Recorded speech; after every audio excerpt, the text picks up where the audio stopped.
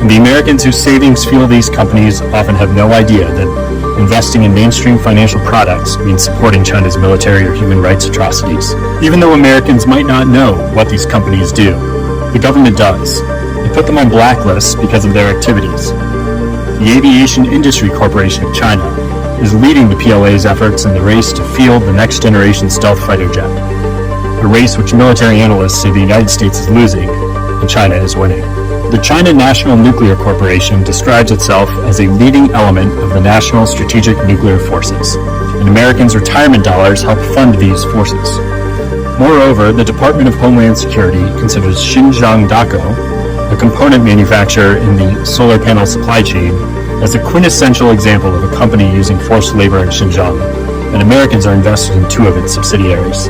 This isn't just a BlackRock and MSCI problem. It is pervasive across many of the large players on Wall Street. And when we confronted them with the facts, they simply doubled down on their current practices. Wall Street is knowingly shoveling hundreds of millions of Americans' endowments, retirement funds, and savings accounts into the coffers of our nation's foremost foreign adversary for military and surveillance capabilities at great risk to our national security. And most Americans have no idea. This has to stop, and Congress needs to act. We need an outbound investment regime for China that covers both active and portfolio investment. Specifically, Congress should cut off investment in all companies blacklisted by the U.S. government for national security and human rights concerns.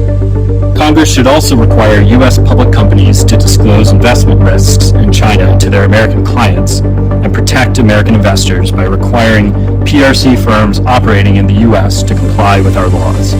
Short of such action, billions of dollars of Americans' life savings will continue funding the PRC's military weaponry pointed at American servicemen and women, and the CCP's techno-totalitarian surveillance state facilitating human rights abuses and genocide. Americans' financial futures simply cannot remain tethered to a genocidal regime.